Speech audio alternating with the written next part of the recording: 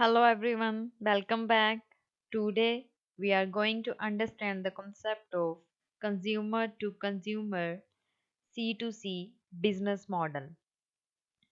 So let's start. Uh, C2C e-commerce model. Under the C2C e-commerce business model, consumers sell to the consumers usually through a third party website or the independent online platform that they created for this purpose. C2C इसमें दो parties हैं, consumer consumer, दोनों consumer parties हैं इसके बीच में। एक consumer क्या कर रहा है, दूसरे कंज्यूमर को सेल कर रहा है कोई भी थर्ड पार्टी वेबसाइट के हेल्प से, कोई भी ऑनलाइन प्लेटफॉर्म की हेल्प से वो क्या कर रहा है, दूसरे कस्टमर को सेकंड हैंड गुड्स को क्या कर रहा है, सेल कर रहा है। तो उसको हम क्या बोलते हैं, customer to customer model, C2C model. C2C examples.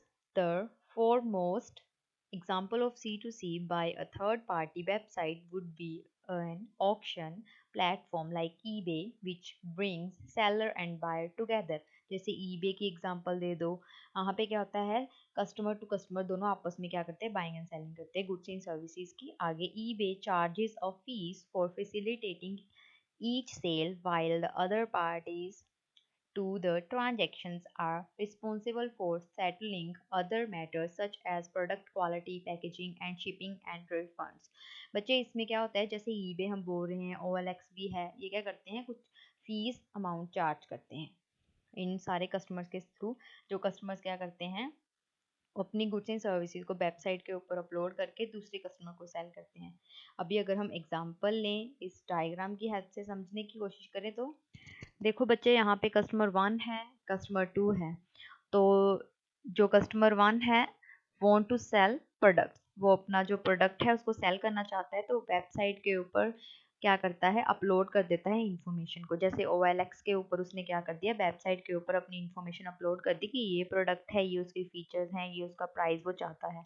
Customer 2 है, जो चाहता है, wants to buy product, product को खरीदना चाहता है, तो वेबसाइट के ऊपर विजिट करेगा, अपनी जो उसकी रिक्वायरमेंट है उसके अकॉर्डिंग प्रोडक्ट को OLX पे सर्च करेगा।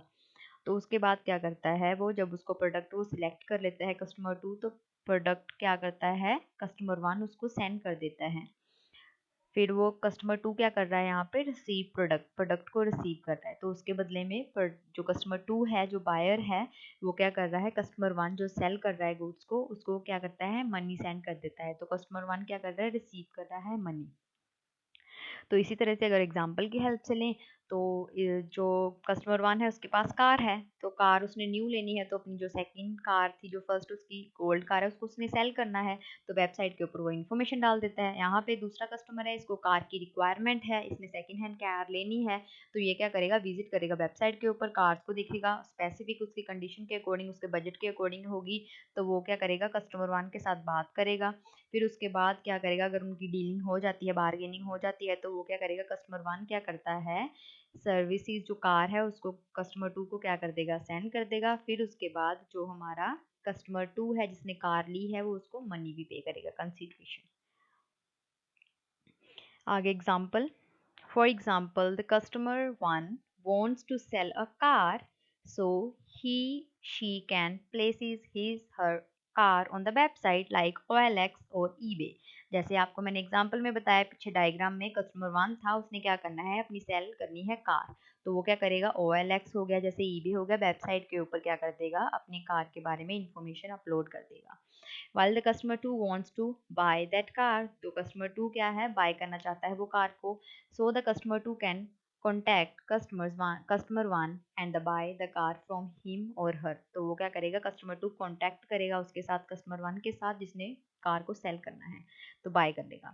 C2C is also called, बच्चे ये भी एक इम्पोर्टेंट टॉपिक है, C2C is also called C2B2C business because the deal is done between consumer to consumer but through a business organization which is OLX or eBay or other sites like these। बच्चे C2C है, means customer to customer transaction हो रही है, customer ने car cell करनी है, दूसरे customer ने बाय करनी है, बीच में क्या आ रहा है, OLX, जैसे ईबे हो गया। तो इसमें हम यहाँ पे देखें तो यहाँ पे सी कस्टमर टू कस्टमर हो रहा है, बट अगर हम इसको बोलें C to B to C है, C to B ये एक बिजनेस ही है। जो ईबे है, जो हमारा OLX है, ये एक बिजनेस साइट्स ही हैं जो बिजनेस ही कर रही हैं, इसे थोड़ा सा कमीशन चार्ज हो जाता है, उनको रेवेन्यू हो जाती है। तो यहाँ पे हम अगर इसको बोलें C to B, B to C, तो वो भी गलत नहीं होगा। इसको और नाम से भी जाना जाता है, C to C मॉडल को, C to B to C। तो don't be confuse in these terms. आगे अगर हम एडवांटेजेस की बात करते हैं, यहाँ पे कुछ एडवांटेज और डिसएडवांटेजेस हैं C to C model.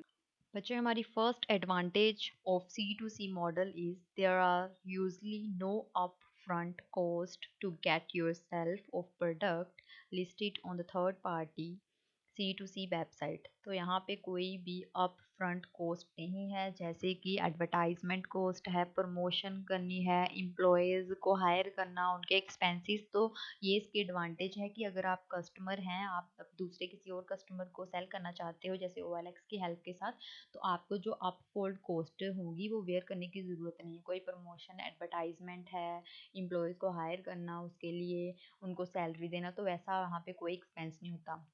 Second अगर हम बात करें यहाँ पे, तो हमारे पास क्या है, सेकंड एडवांटेज है कि जो हम C to C की हेल्प के साथ कोई भी अपने बाय और सेल करते हैं कस्टमर को, तो हमारे पास कितने सारे डिफरेंट डिफरेंट कस्टमर्स अवेलेबल होते हैं। हमारे पास लार्ज स्केल में कस्टमर्स अवेलेबिलिटी है कि हम क्या कर सकते हैं, उनको अपने प्रोडक्ट एंड सर्विसेज प्रोवाइड कर सकते हैं। ये नहीं है कि वहाँ पे पर्टिकुलर कस्टमर्स ही होंगे। अगर हम किसी भी इलेक्ट्रॉनिकली प्लेटफॉर्म जैसे ईबे सॉरी OLX की हेल्प से कोई भी कस्टमर्स को सर्विसेज दे रहे हैं, तो यहाँ पे क्या है, कितने सारे नंबर ऑफ कस्टमर्स हैं जो हमारे प्रोडक्ट को बाय कर सकते हैं। अगर हम दूसरे साइड से देखें, तो जो कस्टमर्स है जिसने बाय करना है, उसके लिए भी कितनी सारी ऑप्शंस हैं, कितने सारे कस्टमर्स होंगे जिन्होंने अपने गुड्स को सेल करना होगा, तो वाइड रेंज ऑफ वेराइटीज वहाँ पे अवेलेबल होती है। आगे अगर हम बात करें इसके एडवांटेज की, तो यहाँ पे क्या है, मेजोरिटी ऑफ जो प्रोडक्ट्स होते हैं वो क्या करते हैं, यहाँ पे C to C facilitates the sale of used items as opposed to the B to C। बच्चे, बिजनेस टू कंज्यूमर में क्या है, फर्स्ट हैंड गुड्स होती हैं, न्यूली गुड्स होती हैं। तो जो C to C है वो क्या करता है, सेकंड हैंड गुड्स को सेल करता है। तो यहाँ पे है कि जो मेजोरिटी ऑफ प्रोडक्ट्स होते हैं वो सेकंड हैंड ही होते हैं। तो अगर आपका बजट नहीं अलो करता, आपको आपने सेकंड हैंड गुड्स को बाय करना है, तो आप इजीली C to C की हेल्प से क्या कर सकते हो, सेकंड हैंड गुड्स को, यूज्ड गुड्स होती हैं उनको बाय कर सकते हो। आगे अगर हम बात करें, तो जो C to C है जो सर्व करता है black market for the businesses to purchase item without going through the primary market. आपको प्राइमरी मार्केट जाने की ज़रूरत नहीं है। आप क्या कर सकते हो, C to C की हेल्प से गुड्स को कम प्राइस पे as compare to B to C model के कंपैरेटिवली आप C to C पे कम प्राइस के ऊपर यूज्ड आइटम्स को खरीद सकते हो। अगर हम बात करें डिसएडवांटेजेस की, तो यहाँ पे कुछ डिसएडवांटेजेस भी हैं। जैसे अगर हम बात करें, जैसे हमारे OLX है, थर्ड पार्टी है वो, जैसे हम बोल रहे हैं C to B to C है, उसमें उसके बीच में कस्टमर दोनों हैं और एक बी भी है, बिजनेस। तो वो क्या करेगा, फ्री ऑफ द कॉस्ट तो आपको अपनी वेबसाइट के ऊपर, कोई भी अपने प्लेटफॉर्म के ऊपर आपको गुड्स एंड सर्विस सेल नहीं करने देगा ना, तो वो भी कुछ ना कुछ पोर्शन लेते हैं आपके मार्जिन का। तो यहाँ पे जो मर्चेंट है, जो कस्टमर अपने प्रोडक्ट को सेल कर रहा है दूसरे कस्टमर को, तो उसका प्रॉफिट कहीं ना कहीं कम हो जाता है, बिकॉज उसने अपने जो प्रॉफिट का पोर्शन है, जो ईबे है, OLX है, उनको भी पे करना है। तो ये भी एक डिसएडवांटेज हुई C to C मॉडल की। आगे इसकी डिसएडवांटेज सेकंड है कि यहाँ पे ट्रस्ट नहीं होता, lack of trust. Sometimes quality अच्छी नहीं होती, कस्टमर तो हमें बोल देता है कि सर ये है इसकी क्वालिटी, ये कार है, इसकी ये इंश्योरेंस की हुई है, इसकी ये अच्छी क्वालिटी है, ये इसके फीचर्स हैं।